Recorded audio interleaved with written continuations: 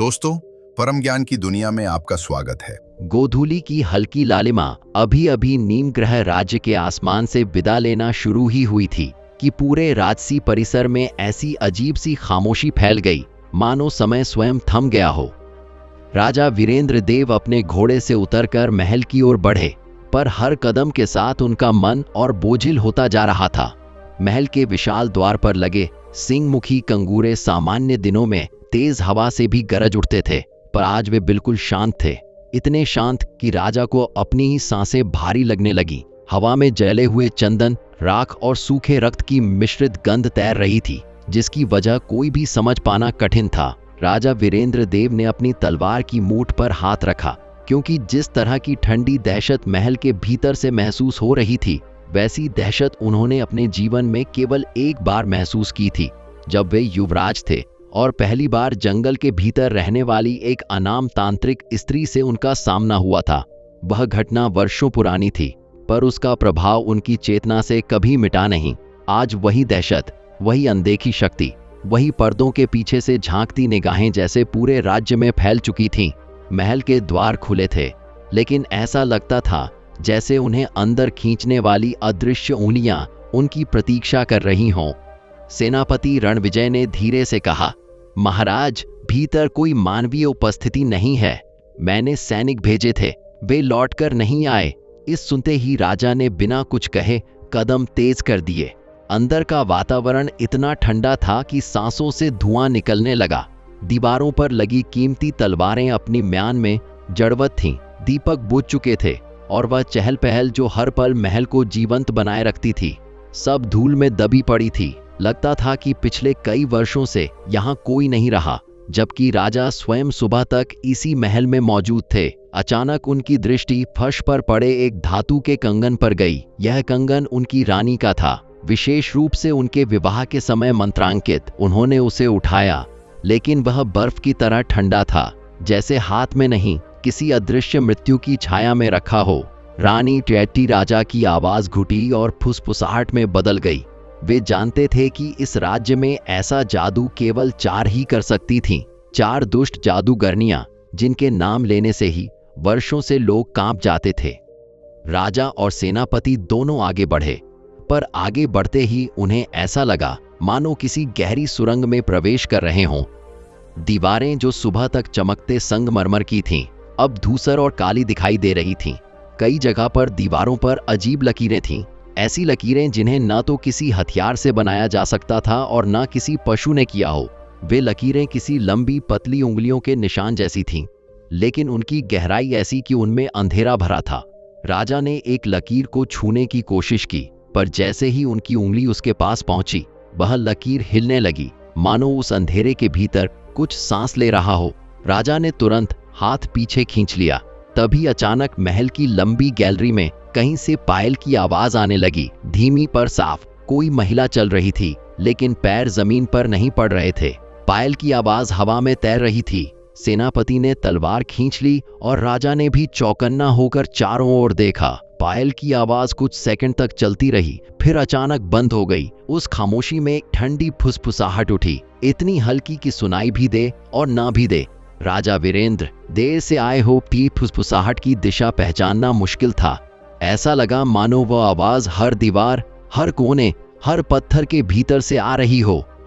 राजा वीरेंद्र देव ने अपनी चेतना को स्थिर किया और आगे बढ़े, पर उनका हृदय पूरी ताकत से धड़क रहा था। यह कोई साधारण जादू नहीं था, कुछ बहुत बड़ा, भयावह और अमंगल उनकी प्रतीक्षा कर रहा था। उन्होंने झुककर फर्श को देखा। गीली मिट्टी के धब्बों जैसे निशान थे, जो मनुष्य के पैरों जैसे लगते थे, पर बहुत बड़े, और उनमें उंगलियां नहीं थीं। ऐसे पदचिन्ह जंगल में रहने वाले तांत्रिक प्राणियों के होते हैं, जीवित और मृत के बीच फंसी आत्माएं, जिनसे केवल 4 जादूगरनियां ही संपर्क कर सकती थीं। अचानक राजा के कानों में एक धीमी कराह गूंजी। यह कराह महल के अंदरूनी हिस्से, राजसभा के पास से आई थी। राजा तुरंत उस दिशा में दौड़े, पर जैसे जैसे वे आगे बढ़े, महल की हवा और ठंडी और भारी होती गई, मानो वे बर्फ की गुफा में प्रवेश कर रहे हों। दरवाजे के पास पहुंचकर उन्होंने देखा कि भीतर अंधेरा ऐसा है जिसमें प्रकाश भी प्रवेश करने से डरता हो। राजा ने अपनी तलवार उठाई और भीतर कदम रखा। भव्य राजसभा, जहां आमतौर पर सैकड़ों दीपक प्रज्वलित रहते थे, आज अंधेरे में डूबी थी। पर दीवारों पर लगे सोने के स्तंभों से एक अजीब सी रजत रोशनी रिस रही थी, जैसे किसी ने उनमें चांद की किरणें फंसा ली हों। सभा का केंद्र, जहां सिंहासन था, वहां कुछ हिलता हुआ दिखाई दिया। एक साया, एक मानव आकृति, लेकिन वह इतनी धीमी गति से हिल रही थी कि वह जीवित है या नहीं, यह समझना कठिन था। राजा सावधानी से पास गए और अपनी तलवार आगे बढ़ाई। कौन है? उनकी आवाज महल के अंधेरे में गूंजकर जैसे बिखर गई। आकृति अचानक तेजी से उठी, इतनी तेजी से कि हवा में एक झटका महसूस हुआ। यह रानी थी, पर नहीं, उनके चेहरे पर कुछ लगा था। काली राख, मंत्र चिन्हों की रेखाएं और आंखों से बहता काला तरल। पर सबसे विचलित करने वाली बात यह थी कि उनकी दोनों आंखें सफेद हो चुकी थीं, पूरी तरह जैसे वे देख नहीं रही हों, फिर भी सब कुछ देख रही हों। राजा चिल्लाए, रानी, क्या हुआ आपको? रानी की गर्दन ऐसे घूमी मानो वह किसी प्रेत की हो। उन्होंने राजा की ओर देखा, या यूं कहें कि उस अंधेरे ने राजा को देखा, और तभी उनके होंठ हल्के से हिले और एक ऐसी आवाज निकली जो उनकी नहीं थी। वे जाग चुकी हैं। राजा ठिठक गए। कौन? रानी की आंखों में अचानक काला तरल तेजी से लहराने लगा। चारों दिशाओं की 4 दुष्ट जादूगरनियां।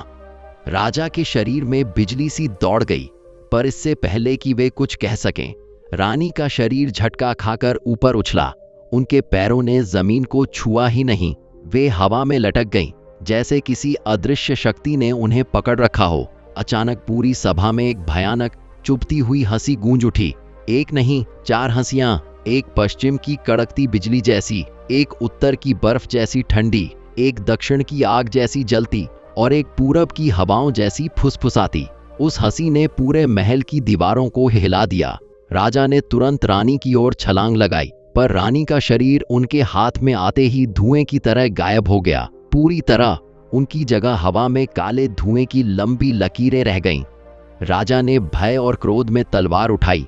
तभी अंधेरे में 4 अलग अलग जगहों पर 4 स्त्री आकृतियों की परछाइयां उभरी। स्पष्ट नहीं, पर इतनी कि उनकी शक्ति महसूस की जा सके। उनमें से एक की आवाज गूंजी, स्वागत है राजा वीरेंद्र, तुम्हारे राज्य का अंत आरंभ हो चुका है। दूसरी बोली, आज महल से जो चली है वह 4 दिशाओं में फैल जाएगी और नीम ग्रह एक स्मृति रह जाएगा। तीसरी ने फुसफुसाकर कहा, हमने रानी को नहीं लिया, रानी ने तुम्हें चेताया है। चौथी हंसी और बोली, और अब खेल शुरू होता है। अचानक चारों परछाइयां तेज हवाओं के साथ गायब हो गईं। महल में दीपक एक साथ जल उठे, हवा गर्म हो गई, लेकिन राजा अकेले रह गए। पूरे महल में किसी जीवित आत्मा का कोई अस्तित्व नहीं। ऐसा लगा मानो राज्य एक ही पल में उजड़ चुका हो। राजा घुटनों पर गिर गए, पर तभी उन्हें रानी के कंगन में कुछ नक्काशी महसूस हुई। वह मंत्र जो उसमें सुबह तक नहीं था। कंगन पर अब 4 शब्द चमक रहे थे, चारों दिशाओं में जाओ। राजा ने कंगन को कसकर पकड़ा और उठ खड़े हुए। उनकी आंखों में डर नहीं था, अब केवल संकल्प था। वे जानते थे कि उन्हें एक एक करके उन 4 जादूगरनियों से सामना करना होगा। पर जैसे ही वे बाहर निकलने लगे, महल की दीवारों पर एक नया चिन्ह उभरा, वही जो वर्षों पहले जंगल की तांत्रिक स्त्री ने उन्हें दिखाया था। उस समय वे युवराज थे। उस स्त्री ने कहा था, जब यह चिन्ह तुम्हारे सामने फिर प्रकट हो, तभी समझना कि दुनिया तुम्हारे खिलाफ नहीं, स्वयं समय तुम्हारे खिलाफ खड़ा होगा। और आज वही चिन्ह पूरे महल में धड़क रहा था, जैसे वह राजा के हर कदम की निगरानी कर रहा हो। राजा ने तलवार खींची। बाहर तूफान उठ चुका था। हवा में 4 अलग अलग दिशाओं से 4 मंत्रों की प्रतिध्वनि गूंज रही थी। खेल शुरू हो चुका था। राजा ने महल के द्वार की ओर कदम बढ़ाया, पर जैसे ही आखिरी सीढ़ी पर पहुंचे, अचानक पीछे से एक तांत्रिक आवाज आई, राजा, तुम अकेले नहीं हो, कोई तुम्हारा इंतजार कर रहा है। राजा मुड़े, पर वहां कोई नहीं था, बस राख की एक लंबी रेखा जो धीरे धीरे महल से बाहर जंगल की ओर खिसक रही थी। महल के आकाश में उभरे 4 रहस्यमयी चिन्ह धीरे धीरे धुएं की पतली लकीरों में बदलते हुए विलीन हो गए, पर उनके गायब होने से पहले छोड़ी गई तरंगें पूरे वातावरण को ऐसे हिला गईं, जैसे हवा स्वयं किसी अनदेखी शक्ति के भय से झुक गई हो। राजा वीरेंद्र देव रणविजय को संभालते हुए सीढ़ियों पर बैठे थे, पर उनके भीतर जैसे तूफान फट चुका था। मन बार बार उस अजीब कंपन को महसूस कर रहा था, जैसे आकाश में कोई अदृश्य स्त्री अपनी उंगलियों से मंत्र खींच गई हो। महल के विशाल दरवाजे पर वह छोटा बालक खड़ा था। उसकी आंखें भय से भरी थीं, पर उनमें ऐसा कुछ भी था जिसे वह कह नहीं पा रहा था। राजा ने उसे अपने पास बुलाया और उसके सिर पर हाथ रखते ही वह अनियंत्रित होकर रो पड़ा। पर उसकी रुलाई किसी डरे हुए बच्चे की नहीं, बल्कि किसी ऐसे व्यक्ति की थी जिसने कुछ ऐसा देखा था जिसे देखने के बाद बच्चे का मन हमेशा के लिए बदल जाता है। वह बार बार कह रहा था, उन्होंने मुझे देखा था, उन्होंने मुझे देखा था। पी राजा की आवाज कठोर हो गई। किसने? बालक कांपते हुए बोला, वह राख वाली दीदी जिसने मेरी माँ को खींच लिया। यह नाम सुनते ही राजा के भीतर पुराना घाव खुल गया। त्रिकायानी, वह जादूगरनी जो आत्माओं को बिना छुए खींच सकती थी। राजा ने सोचा था कि वह सिर्फ नीम ग्रह पर दिखाई दी है, पर अब वह पूरे राज्य में फैल चुकी थी।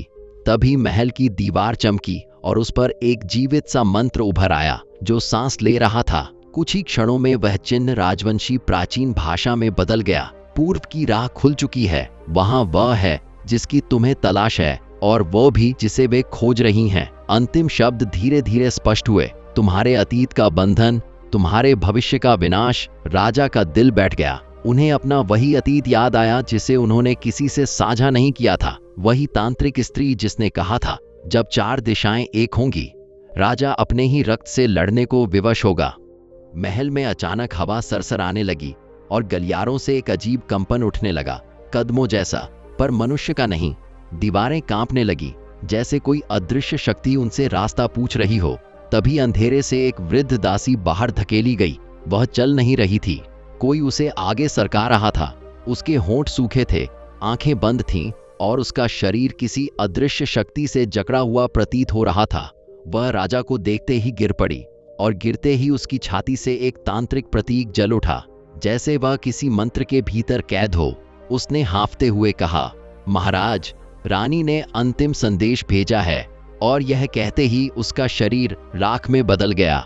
राजा स्तब्ध रह गए। राख कुछ क्षण जमीन पर पड़ी रही और फिर स्वयं धरती में समा गई। दासी के शब्दों ने राजा के भीतर उम्मीद जगाई। रानी जीवित है। पर कहने से पहले ही दासी मर गई। वह पर कौन सी भयावह बात छिपा रहा था? राजा के मन में यह प्रश्न गहरे कांटों की तरह चुभने लगा। तभी वह बालक फिर सामने आया और बोला, मेरी माँ कहती थी कि चारों औरतें आएंगी और वे राजा का अतीत ले जाएंगी। यह वही भविष्यवाणी थी जो तांत्रिक स्त्री ने कही थी। इससे भी अधिक डरावनी बात यह थी कि बालक की माँ जादुई जन्म वाली थी, अर्थात किसी पुरानी जादूगरनी की शक्ति का अवशेष उसके भीतर था। यानी यह सब वर्षों से योजना का हिस्सा था। उसी समय महल के ऊपर हवा घूमने लगी और बादल एक दूसरे से टकराकर बिजली पैदा करने लगे। और उस बिजली के बीच एक आवाज उभरी, राजा, तुम्हारा समय शुरू हुआ है। यह आवाज त्रिकायानी की नहीं थी, यह दूसरी जादूगरनी पश्चिम की अग्नि रूपा की थी। अचानक महल के मुख्य द्वार पर काली ऊर्जा की आग चमकी और एक विशाल परछाई वहां खड़ी हो गई। लंबी, साधारण स्त्री जैसी, पर उसकी देह काली नीली अग्नि से बनी थी। वह हवा में हिल नहीं रही थी, बल्कि स्थिर खड़ी थी। इतनी स्थिर कि उसकी उपस्थिति ही किसी को घुटनों पर लाने के लिए पर्याप्त थी। उसने बिना मुंह खोले कहा, दूसरी दिशा जाग चुकी है। राजा उसके हाथ उठते ही उसकी हथेली में केवल अंधेरा था, जो किसी आत्मा को जला नहीं बल्कि चीर सकता था। राजा ने तलवार उठाई, पर अग्नि रूपा हंसी। उसकी हंसी ऐसी थी कि महल की दीवारें तक कांप उठीं। उसने हवा में आग का घेरा बनाया और उसके भीतर पूर्व दिशा की पहाड़ी दिखाई दी। वहां एक रक्त चिन्ह से बना मंदिर था। मंदिर नहीं बल्कि कोई कैद खाना। अग्नि रूपा ने कहा, यही वह है जिसे तुम खोज रहे हो, और वह भी जिसे हम। उसके शब्द पूरा होने से पहले ही उस दृश्य में रानी की चीख गूंज उठी। राजा की आत्मा कांप गई। वह जीवित थी। अग्नि रूपा ने कहा, जाओ राजा, यदि हिम्मत है तो भी। और वह धुएं में बदलकर हवा में विलीन हो गई। अग्नि रूपा के जाते ही महल शांत हो गया, पर यह शांति अस्थायी थी, ऐसी जिसे तूफान से पहले की खामोशी कहते हैं। राजा के भीतर अब भय नहीं बल्कि संकल्प जाग गया। रानी जीवित थी और उन्हें उसे वापस लाना था। उन्होंने रणविजय को राज्य की सुरक्षा का आदेश दिया और निजी शस्त्रागार से वह प्राचीन चक्र उठाया। जिसे वर्षों से नहीं छुआ था। जैसे ही उन्होंने उसे हाथ में लिया, वह हल्की स्वर्ण आभा से चमक उठा। यह संकेत था कि उनकी राह सही है। उसी क्षण महल की छतों को कोई अदृश्य शक्ति छूती हुई पूर्व दिशा की ओर बढ़ गई, मानो जादूगरनियां स्वयं रास्ता दिखा रही हों। राजा घोड़े पर सवार हुए, पर तभी तीसरी आवाज हवा में उभरी, तीसरी दिशा की जादूगरनी तुमसे मिलने नहीं आएगी, वह तुम्हारी प्रतीक्षा में है। राजा को स्पष्ट हो गया, अब पीछे हटना संभव नहीं। महल की सीमा पार करते ही हवा की गति अत्यधिक बढ़ गई। पेड़ों के पत्ते उल्टी दिशा में उड़ रहे थे, जैसे हवा उन्हें चेतावनी दे रही हो। रास्ता जो कभी शांत था, आज भयानक लग रहा था। जले हुए पेड़, पिघली हुई धरती और ऐसे निशान जैसे किसी अदृश्य दानव ने उन्हें धक्का देकर बनाया हो। रास्ते में एक वृद्ध साधु पड़ा मिला। उसके शरीर पर पंजों जैसी चोटें थीं। राजा ने उसे उठाया। साधु ने कांपते हुए कहा, देरी मत करो राजा, पूर्व की पहाड़ी पर कुछ जाग गया है जो नहीं जागना चाहिए था। पीर राजा ने पूछा, क्या? साधु ने कांपती आवाज में कहा, तुम्हारा खोया हुआ रक्त। और मर गया। राजा के मन में तूफान उठ गया। खोया हुआ रक्त कौन था? क्यों ये बात बार बार कही जा रही थी? पूर्व की पहाड़ी पर पहुंचते ही हवा थम गई, जैसे पूरा वातावरण राजा को देख रहा हो। पहाड़ी पर वही मंदिर था, लाल रक्त चिन्ह के साथ। तभी मंदिर से एक ऐसी चीख आई जिससे राजा का हृदय फट गया। वह रानी की थी, पर उसके साथ एक दूसरी आवाज आई, और यह आवाज सुनकर राजा वहीं जम गए। यह किसी 6-7 वर्ष के बच्चे की थी और वह पुकार रहा था। पिता परित्याज्या की आंखें फैल गईं। उनका एक ही पुत्र था। फिर यह आवाज किसकी? आवाज बिल्कुल वास्तविक थी, जीवित थी और उसी मंदिर से आ रही थी। जादूगरनियां राजा को अतीत में धकेल रही थीं, ऐसे अतीत में जिसमें उनका एक खोया हुआ रक्त, उनका अपना संतान मौजूद था।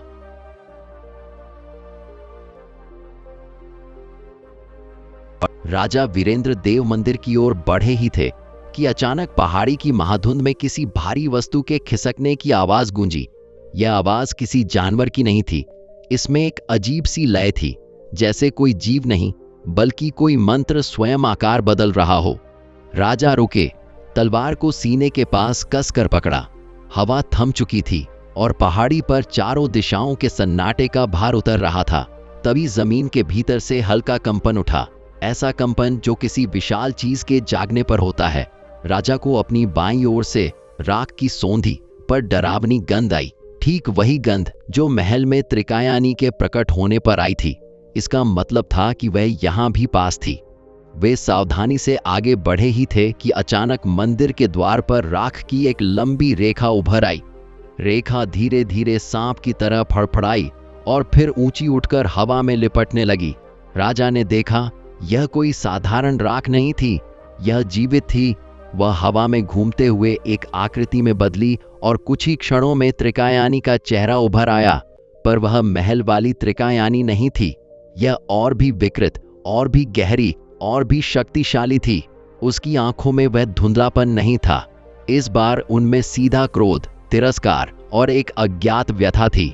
उसने राजा को देखकर कहा, देखा, पूर्व तुम्हें पुकार रहा है, क्योंकि वहां जो है वह तुम्हारा नहीं था, फिर भी तुम्हारा है। राजा ने तलवार उठाई और कहा, मुझे मेरे बच्चे तक ले जाओ। वह कौन है? त्रिकायानी ने सूनी हंसी हंसकर कहा, जिस दिन तुमने मंत्र बंधन की रात एक निर्णय लिया था, उसी दिन एक और जीव जन्मा था। तुम्हारे ही रक्त से राजा का दिल धड़क उठा। उन्हें इस बात का अर्थ पता था। बीते वर्षों की वह एक रात याद आई जिसे वे अब तक भूलना चाहते थे। त्रिकायानी आगे बोली, और वह बच्चा जिसे तुमने कभी चाहा ही नहीं, वही अब तुम्हारी नियति है। राजा ने उसकी बात काट दी। झूठ! अगर वह मेरा पुत्र है तो वह कैद में क्यों है? त्रिकायानी मुस्कुराई, क्योंकि जिसे जन्म ने नहीं श्राप ने बनाया हो, वह किसी भी महल में नहीं पाला जाता। इसके साथ ही वह राख बनकर टूटने लगी, पर टूटने से पहले फुसफुसाई, तुम जितने करीब जाओगे उतना ही तुम्हारा रक्त जागेगा। त्रिकायानी के विलीन होते ही हवा ने अकारण चीख मार दी। पहाड़ी की चट्टानों में दरारें पड़ी और मंदिर के सामने की जमीन से लाल धुआं उठने लगा, जैसे धरती के भीतर कोई दैत्य सांस ले रहा हो।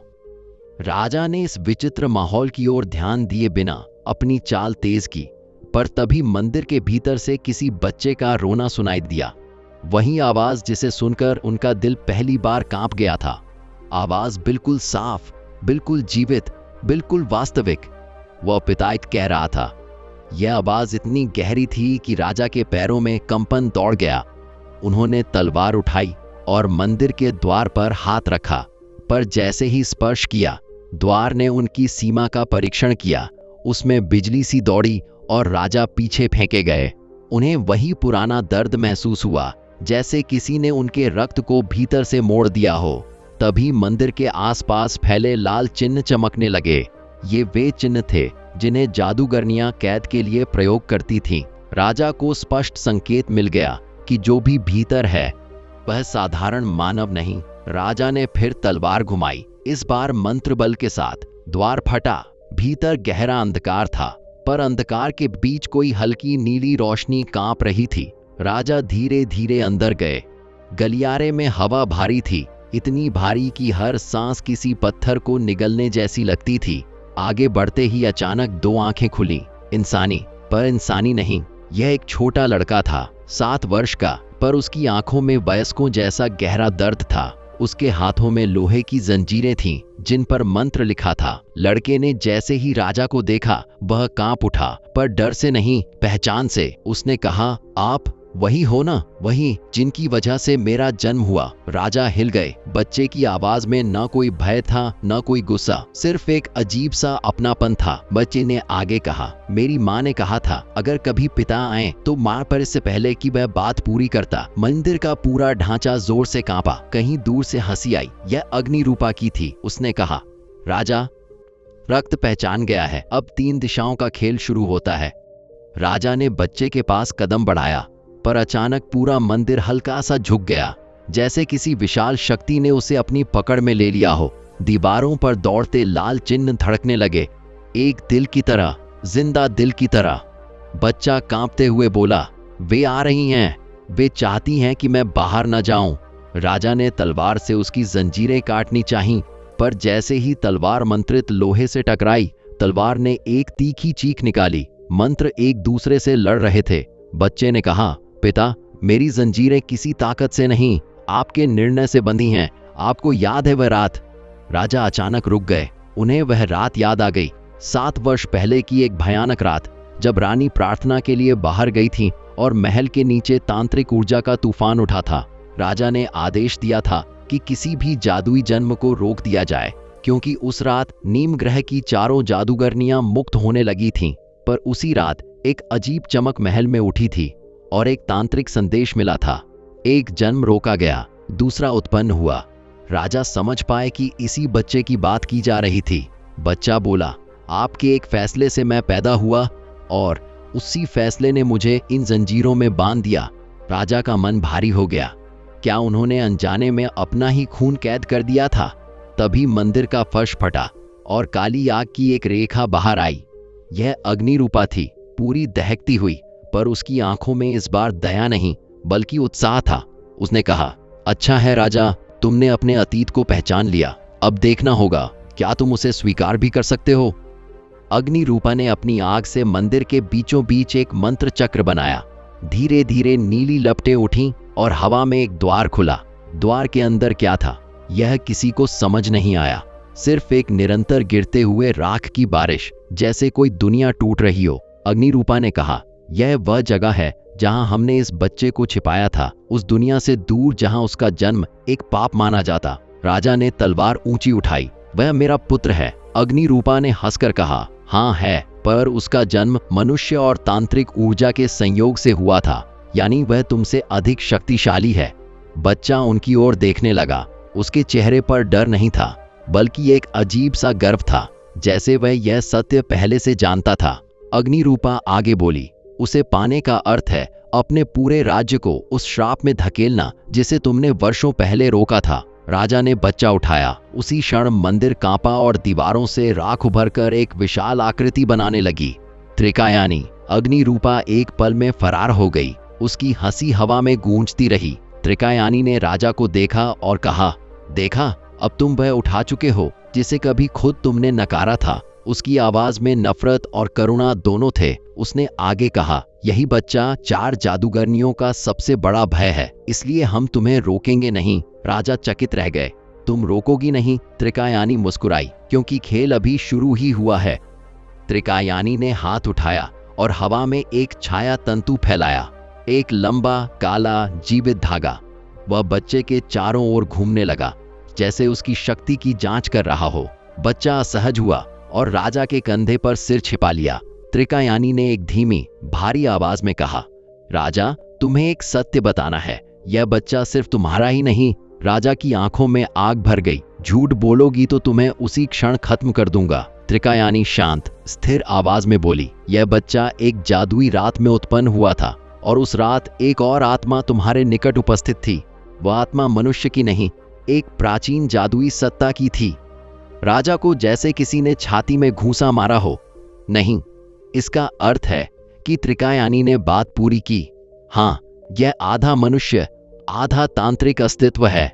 4 दिशाओं की जादूगरनियां इसी बात से डरी हैं, क्योंकि यह बच्चा हमें नष्ट कर सकता है, पर वह तभी ऐसा करेगा जब तुम उसे लेकर उस पहाड़ी से बाहर निकालोगे। राजा अचानक समझ गए, जादूगरनियां उन्हें रोक क्यों नहीं रही थीं। वे चाहती थीं कि राजा बच्चा लेकर महल जाए, क्योंकि बच्चा जैसे जैसे मानव दुनिया के करीब जाएगा, उसकी शक्ति जागेगी और वह चारों दिशाओं के बीच युद्ध का केंद्र बन जाएगा। राजा ने तलवार कसकर पकड़ी। मैं उसे अपने साथ ले जाऊंगा, चाहे जो हो। त्रिकायानी ने धीरे से कहा, तो याद रखना, जैसे ही तुम पहाड़ी की सीमा पार करोगे, दक्षिण की जादूगरनी जाग जाएगी। राजा ने बच्चा उठाया और मंदिर से बाहर निकले। बाहर हवा बदल चुकी थी। पहाड़ी के चारों ओर घूमती धुंध काली होने लगी थी। जैसे ही राजा ने पहाड़ी की सीमा लांघी, आसमान में लाल जाल सी दरारें बनने लगी। अचानक हवा में एक चीरने वाली स्त्री हंसी गूंजी, लंबी खिंची हुई, जैसे कोई अनदेखा जीव अपना पंजा जमीन पर घसीटकर आगे बढ़ता हो। दक्षिण की जादूगरनी, वह जो मृत्यु और लाल भंवरों की रानी थी, जाग चुकी थी। अचानक काली रेत का तूफान उठा। रेत नहीं, राख। इस राख में छोटे छोटे चेहरे तैर रहे थे, मृत आत्माएं। वे राजा के पैरों को पकड़ने लगी। बच्चा डर गया। पिता, यह मुझे चाहती है। राजा ने तलवार घुमाई और मंत्र उच्चारा। राख का तूफान कुछ क्षण रुका, पर फिर और शक्तिशाली होकर लौट आया। दक्षिण की जादूगरनी ने स्वर में कहा, राजा, जिस बच्चे को तुम ले जा रहे हो, वह तुम्हारे राज्य का अंत है। राजा ने चिल्लाकर कहा, वह मेरा पुत्र है। जादूगरनी हंसी। हर श्राप अपना रूप बदलकर लौटता है। उसका स्वर इतना तीव्र था कि पेड़ों की छालें टूटकर हवा में उड़ने लगीं।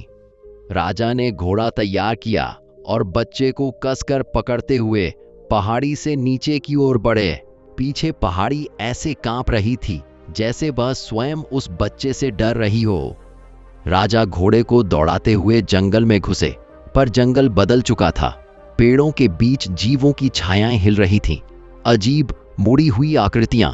कभी किसी पेड़ की शाखा अचानक सांप की तरह लहराती, कभी जमीन पर कोई छाया बिना शरीर के दौड़ती। बच्चे ने कहा, पिता, वे मुझे पुकार रहे हैं। राजा ने उसे कसकर पकड़ा। किसे? बच्चा बोला, मृत आत्माएं, जिनकी शक्ति मेरे भीतर है। राजा स्तब्ध रह गए। क्या बच्चा मृत ऊर्जा से जुड़ा था? अचानक आगे रास्ता 2 हिस्सों में बंट गया, एक उजला, दूसरा काला। बच्चे ने काले रास्ते की ओर देखा और बोला, यह मेरा रास्ता है। राजा ने कहा, नहीं, हम उजले रास्ते पर जाएंगे। बच्चा बोला, उजला रास्ता आपको बचाएगा, पर मुझे नहीं। राजा की आत्मा कांप उठी। उसी क्षण हवा से एक आवाज आई, यदि तुमने काला रास्ता चुना तो उत्तर की जादूगरनी जागेगी। केपी राजा समझ गए कि हर दिशा उनकी राह में जाल बिछा रही थी, पर काले रास्ते से एक हल्की परिचित सी शक्ति आ रही थी, रानी की। राजा ने दांत भींचकर काले रास्ते पर घोड़ा मोड़ दिया। काला रास्ता इतना शांत था कि शांति से भी डर लगने लगा। हवा नहीं, आवाज नहीं, कोई जीव नहीं। राजा को महसूस हुआ जैसे कोई अदृश्य आंखें उन्हें लगातार देख रही हों। रास्ते के अंत में एक टूटा हुआ मंदिर दिखा, पुराना, त्यागा हुआ, पर वहां एक गर्म हल्की सुनहरी आभा थी, मानो किसी ने अदृश्य दीप जलाया हो। जैसे ही राजा पास पहुंचे, मंदिर का दरवाजा स्वयं खुल गया। भीतर रानी थी, जंजीरों में, पर जीवित। उसकी आंखें राजा को देखकर भर आईं। उसने कहा, तुम चले क्यों आए? यह जाल है। राजा उसकी ओर भागे, पर तभी अंधेरे से एक ठंडी आवाज उभरी और अब चौथी दिशा जाग गई है। उत्तर की जादूगरनी, सबसे शक्तिशाली, सबसे शांत, सबसे भयावह। पूरा मंदिर बर्फ की तरह जमने लगा। बच्चे ने राजा का हाथ पकड़ा। पिता, अब युद्ध शुरू होगा। और दरवाजा पीछे से अपने आप बंद हो गया।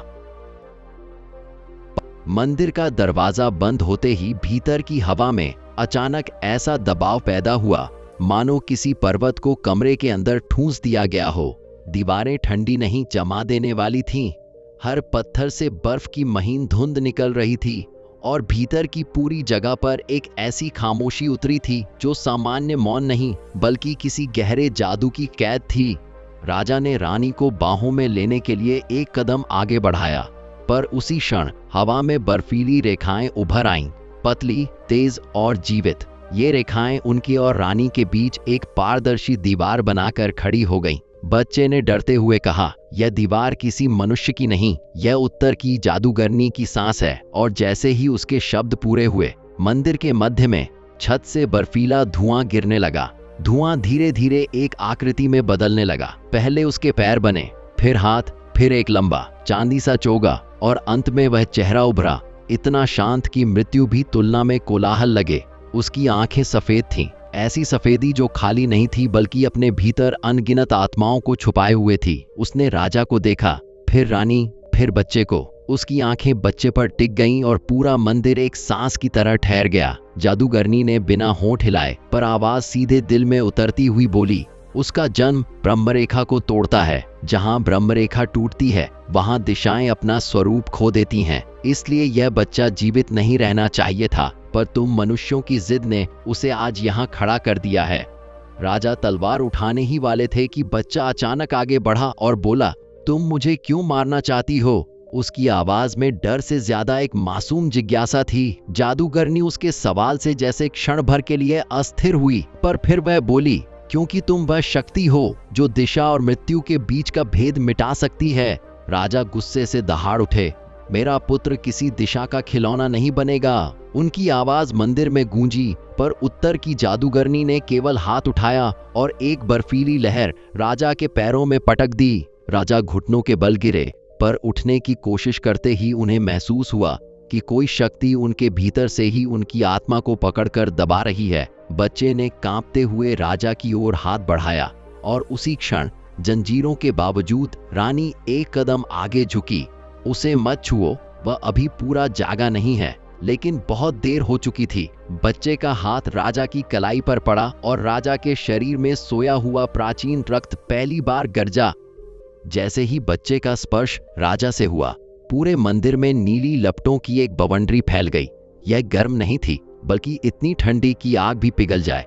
राजा की आंखों के सामने अचानक अतीत खुलने लगा। वह रात, वह मंत्र, वह निर्णय, वह रोका गया जन्म, वह तांत्रिक विस्फोट, सब कुछ। उन्होंने देखा कि जिस रात उन्होंने जादुई जन्मों को रोकने का आदेश दिया था, उसी रात महल की गहराइयों में एक ऊर्जा ने स्वयं को जीवित रूप में ढाल लिया था, बिना किसी स्त्री के गर्भ के, बिना किसी मानवीय प्रक्रिया के। वह ऊर्जा एक आकार लेने लगी थी, एक बच्चा, वही उनके सामने खड़ा 7 वर्ष का पुत्र, जो आधा मनुष्य, आधा तांत्रिक था। राजा को पहली बार समझ आया कि खोया हुआ रक्त कोई चुराया गया बेटा नहीं था, वह एक ऐसा जन्म था जिसे इतिहास में स्थान ही नहीं मिलना चाहिए था। उनका दिल फट गया। मैं तुम्हारा पिता कैसे बना? बच्चा मुस्कुराया नहीं, रोया नहीं, वह सिर्फ बोला, मुझे पैदा होने के लिए किसी माँ की जरूरत नहीं थी, आप ही मेरे कारण हैं, क्योंकि आपके उस आदेश ने दिशा ऊर्जा को फाड़ दिया था और उसके छिन्न भिन्न हिस्सों ने मुझे बनाया। राजा जमीन पर बैठ गए, उनका सीना उठ गिर रहा था। रानी के बंद हाथ कांप रहे थे। वह जंजीरों में भी चिल्लाना चाहती थी, पर जादूगरनी की सत्ता ने उसकी आवाज छीन ली थी। उत्तर की जादूगरनी ठंडी आवाज में बोली, अब तुम समझ रहे हो राजा, यह बच्चा तुम्हारे गुनाह का परिणाम नहीं, तुम्हारे अस्तित्व का प्रतिबिंब है। तुम में जो शक्ति दबाई गई थी वह उससे बाहर निकली और इस रूप में बदल गई। बच्चा धीरे से बोला, मेरी माँ कौन है? जादूगरनी ने उत्तर दिया, तुम्हारी कोई माँ नहीं, लेकिन। वह राजा की ओर मुड़ी, जिस रात रानी दुख में रोई थी, उनकी एक आंसू की शक्ति इस बच्चे की आत्मा में जुड़ गई थी। इसलिए यह तुम्हारा रक्त भी है और रानी की करुणा भी।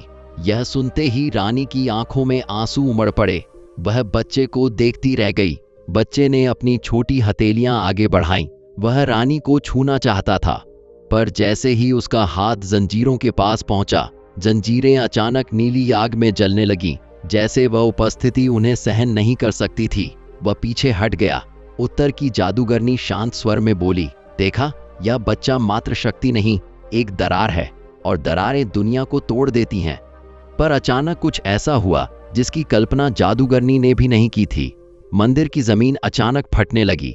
पहले एक छोटी सी रेखा, फिर वह रेखा 4 दिशाओं में फैलकर एक विशाल चक्र बन गई। इस चक्र से आवाजें उठने लगी, गहरी, भारी, उन आत्माओं की जो सदियों से दिशाओं द्वारा कैद थीं। बच्चे ने उनकी आवाजों को सुना और उसके चेहरे पर पहली बार कोई प्रतिक्रिया उभरी। दर्द, भय नहीं, बल्कि अपनापन। अपने पिता के कंधे से उतरकर वह धीरे धीरे उस चक्र के केंद्र की ओर चला। राजा चिल्लाए, रुको, वापस आओ। पर बच्चा नहीं रुका। वह फुसफुसाया, वे मुझे बुला रहे हैं, वे मेरी तरह अधूरे हैं। उत्तर की जादूगरनी गर्जी, तुम्हें इस चक्र से बाहर रहना चाहिए। यह तुम्हें शक्ति नहीं देगा, यह तुम्हें खा जाएगा। पर बच्चा उसकी ओर मुड़ा और एक ऐसी बात कही जिससे हवा तक रुक गई, यदि यह चक्र मुझे खा सकता है तो मैं उसे नियंत्रित भी कर सकता हूँ। उसकी आवाज शांत थी, पर शब्दों में एक असामान्य दृढ़ता थी। वह चक्र के बिल्कुल केंद्र तक पहुंच गया। जैसे ही उसके पांव उस पर पड़े, पूरा चक्र आग की तरह चमक उठा। लाल नहीं, नीला नहीं, बल्कि काला प्रकाश, वह प्रकाश जो किसी रंग का नहीं होता, जो सिर्फ शक्तियों के टकराने से जन्म लेता है। राजा बच्चे की ओर बढ़ने लगे, पर उनके हर कदम पर जमीन बर्फ बनकर क्रैक होने लगी। रानी की जंजीरें झंझनाईं और पहली बार वे टूटने लगी, जैसे बच्चे की ऊर्जा ने उन्हें कमजोर कर दिया हो। उत्तर की जादूगरनी ने गुस्से से चिल्लाकर कहा, नहीं, वह यदि चक्र को जागृत कर देगा तो दिशाएं एक दूसरे को निगलना शुरू कर देंगी, यह दुनिया टूट जाएगी। पर जवाब देने से पहले ही बच्चे ने आंखें बंद की और चक्र की सभी आत्माएं उसके चारों ओर घूमने लगीं। वह उनके बीच खड़ा था, 7 वर्ष का एक छोटा लड़का, पर उसके चारों ओर ऊर्जा का समुद्र उठ रहा था। हर आत्मा उससे बात कर रही थी और वह हर आवाज को सुन रहा। जैसे ही बच्चे ने आत्माओं की ऊर्जा को अपने भीतर लेना शुरू किया, पूरा मंदिर अचानक जीवित हो उठा। दीवारें धड़कने लगी, छत हिलने लगी और ऐसा लगा कि पूरा ढांचा किसी विशाल हृदय की तरह धक धक कर रहा है।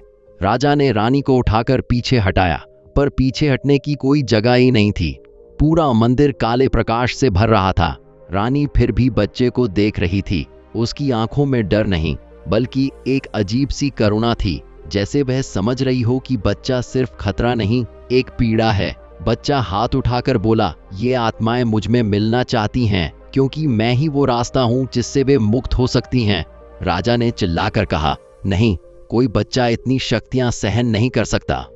लेकिन बच्चे ने शांत आवाज में कहा, मैं बच्चा नहीं हूं।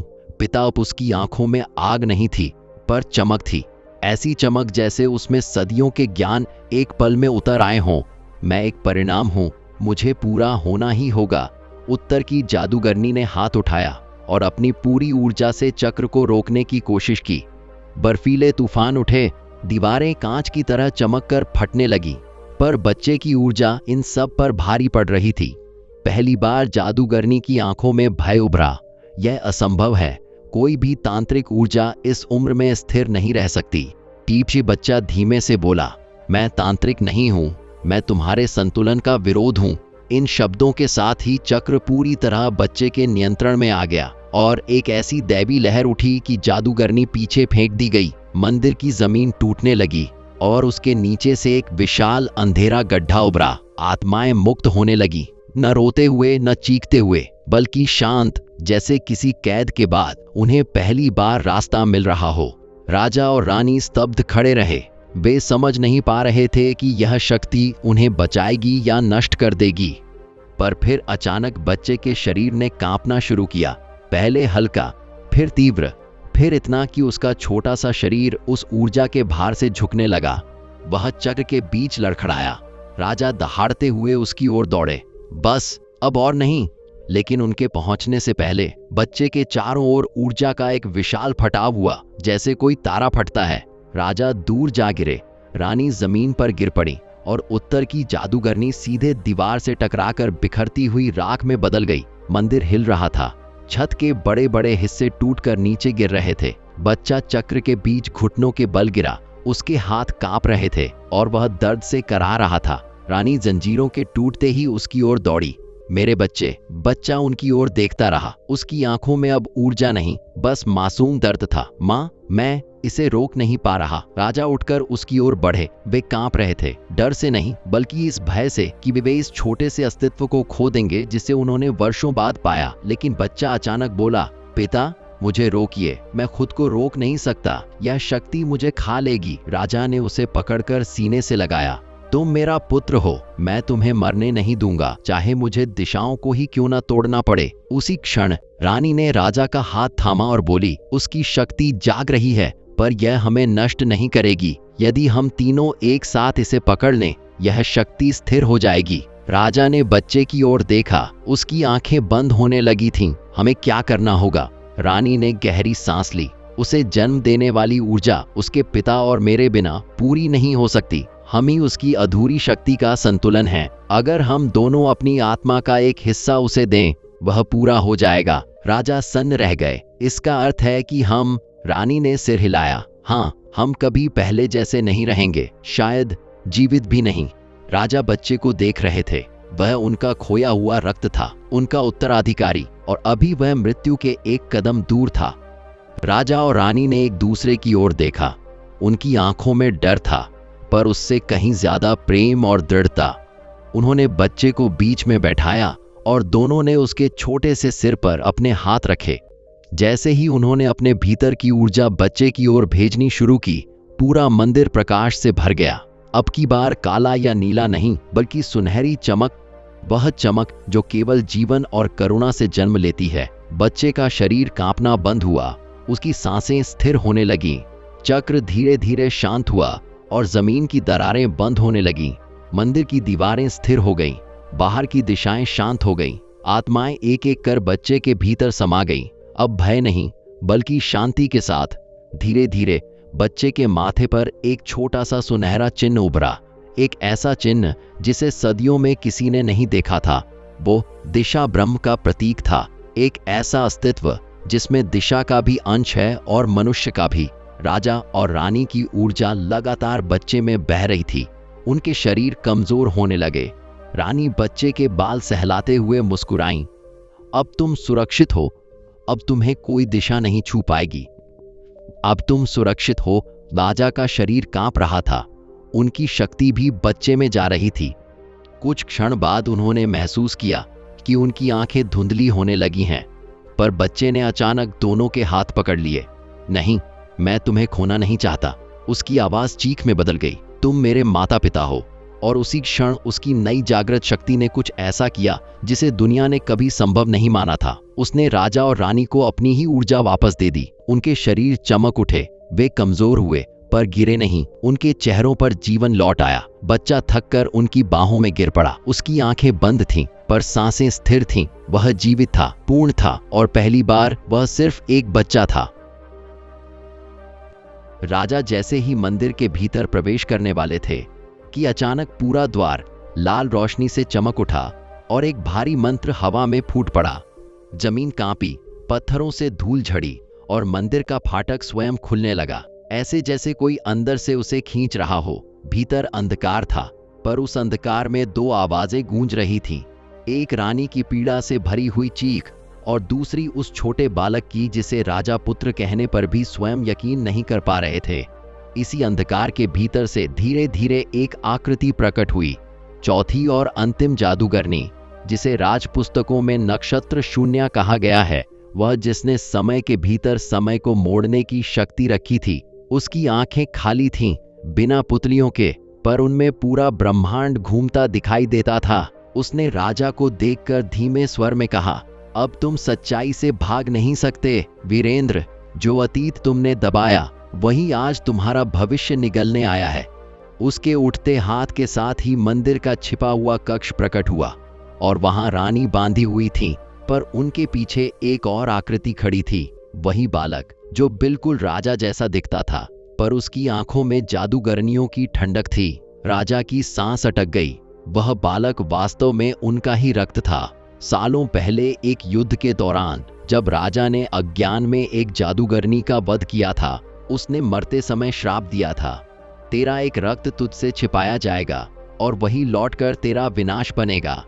राजा ने उसे कभी सच नहीं माना था, पर आज वह रक्त, वह बच्चा उनके सामने खड़ा था, जादूगरनियों द्वारा पाला गया, गढ़ा गया और उनके विरुद्ध इस्तेमाल किया जाने वाला जीवित हथियार। जैसे ही राजा आगे बढ़े, मंदिर की दीवारों से काली ऊर्जा के धागे निकलकर बालक के शरीर में समाने लगे। नक्षत्र शून्य ने ठंडी मुस्कान के साथ कहा, इसे हमने नहीं बनाया राजा, इसे समय ने बनाया है। तूने अपना ही अतीत काटा था और समय ने वही वापस रख दिया। बालक ने दोनों हाथ उठाए और उसके चारों तरफ एक भंवर बनने लगा, अंधकार और प्रकाश का भंवर जो इतनी शक्ति से भरा था कि जमीन तक टूटने लगी। रानी ने चीखते हुए राजा को चेतावनी दी, वीरेंद्र, इसे रोक दो, यह खुद को नष्ट कर देगा और पूरी धरती को भी। लेकिन राजा बच्चे की आंखों में देखते रह गए, वह डर, वह उलझन, वह एक छोटा सा मासूम जो समझ नहीं पा रहा था कि वह क्या है और क्यों है। राजा ने तलवार जमीन पर फेंक दी और धीरे से आगे बढ़कर कहा, मैं लड़ने नहीं आया, मैं तुम्हें लेने आया हूं। चाहे तुम जो भी हो, तुम मेरे रक्त हो। यह सुनते ही भंवर कांप गया। बालक के चेहरे पर पहली बार इंसानी भाव आए। उसकी उंगलियां ढीली पड़ी और काली ऊर्जा धीमी होने लगी। पर तभी बाकी 3 जादूगरनियां प्रकट हुईं, त्रिकायानी, अग्निरूपा और वंशवरी। वे सभी एक साथ बोली, नहीं, वह हमारा है, उसकी शक्ति हमारे बिना अधूरी है। और वे बालक की ओर बढ़ीं। राजा ने रानी को मुक्त किया और रानी ने बिना सोचे बच्चे को अपनी बाहों में ढक लिया। जादूगरनियां क्रोधित हो गईं, उनकी आंखें जल उठीं और वे मंत्र पढ़ने लगी, जिससे पूरा मंदिर फटने जैसा लगने लगा। तभी नक्षत्र शून्य आगे आई और उसने अन्य तीनों से कहा, रुको, राजा ने अपना भाग निभा दिया है, अब उसे उसी का लौटाने दो जो उससे छीना गया था। यह सुनकर बाकी 3 जादूगरनियां गरजी पर रुक गईं, मानो समय की देवी का आदेश पत्थर की तरह उन पर भारी पड़ रहा हो। अचानक मंदिर की छत से नीली रोशनी उतरी और पूरे कक्ष में फैल गई। राजा, रानी और बालक तीनों उस प्रकाश में घिर गए और नक्षत्र शून्य ने अपना अंतिम मंत्र बोला, जो रक्त खंडित हुआ था वह पूर्ण हो, जो समय टूटा था वह जुड़ जाए। तीनों जादूगरनियां चीख पड़ी। वे इस मंत्र को रोकना चाहती थीं, पर समय स्वयं उनके विरुद्ध खड़ा था। प्रकाश तेज होता गया और उसी प्रकाश में बालक का शरीर धीरे धीरे स्थिर हुआ। उसकी आंखों से काली चिंगारियां गायब हो गईं, चेहरे की कठोरता पिघलकर मासूमियत में बदल गई। रानी उसे सीने से लगाए रो रही थी और राजा उसकी पीठ पर हाथ फेरते हुए खुद को रोक नहीं पा रहे थे। जैसे ही प्रकाश शांत हुआ, 3 जादूगरनियां जमीन पर गिर पड़ी। उनकी शक्ति टूट चुकी थी और वे राख की तरह धूल में बिखर गईं। नक्षत्र शून्य ने राजा की ओर देखा और बोली, समय ने तुम्हें दूसरा अवसर दिया है, इसे खोना मत। यह कहकर वह भी सितारों की भांति चमकती रोशनी में विलीन हो गई। मंदिर ढहने लगा, लेकिन अब भीतर कोई भय नहीं था। सिर्फ वह परिवार था जो वर्षों की टूटन, श्राप और बिछड़न के बाद पहली बार एक दूसरे के साथ खड़ा था। राजा वीरेंद्र देव रानी को और अपने नए पाए पुत्र को लेकर मंदिर से बाहर निकले। पहाड़ी की हवा एकदम शांत थी, जैसे तूफान खुद सम्मान में झुक गया हो। राजा ने अपने पुत्र का चेहरा देखा, वह बिल्कुल उन्हीं जैसा था। बस उसकी आंखों में एक भार था, सदियों की कैद का भार। राजा ने उसे गोद में उठाया और कहा, अब कोई जादू, कोई श्राप, कोई अतीत तुम्हें मुझसे अलग नहीं कर सकेगा। बालक ने पहली बार धीमी आवाज में पूछा, क्या मैं सच में आपका पुत्र हूं? राजा ने मुस्कुराकर कहा, खून का रिश्ता कभी टूटता नहीं, बस भटक जाता है। यह सुनते ही बच्चे के चेहरे पर राहत फैल गई। रानी ने राजा का हाथ पकड़ा और तीनों पहाड़ी से नीचे उतरने लगे। एक नई शुरुआत, एक नए अध्याय और एक ऐसे भविष्य की ओर जिसमें डर नहीं था, बस साथ था।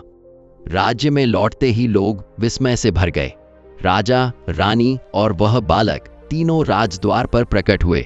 किसी को समझ नहीं आया कि यह बालक कौन है, पर राजा ने बिना कुछ छुपाए घोषणा की, यह मेरा पुत्र है, जिसे जादूगरनियों ने जन्म के समय ही मुझसे छीन लिया था। आज वह वापस लौटा है और उसके साथ हमारा राज्य भी अपने सबसे अंधकारमय भय से मुक्त हुआ है। लोग खुशी से चिल्लाने लगे, पर इसी उत्सव में किसी ने ध्यान नहीं दिया कि महल की दीवार पर एक बहुत हल्का अदृश्य सा चिन्ह उभरा, फिर धीरे धीरे गायब हो गया। वह चिन्ह नक्षत्र शून्य का था, संकेत की समय की निगरानी कभी समाप्त नहीं होती। पर राजा ने उसकी ओर देखा तक नहीं। आज वर्षों बाद उनके पास वह सब था जो किसी भी जादू से बड़ा था, परिवार। और इस तरह राजा, रानी और उनका खोया हुआ पुत्र आखिरकार एक हुए। चारों जादूगरनियों की कथा वहीं समाप्त हो गई, पर राज्य में अंतिम पंक्ति हमेशा फुसफुसाई जाती रही। जिस राजा ने अपना अतीत स्वीकार कर लिया, उसे भविष्य तक कोई जादू छू नहीं सकता।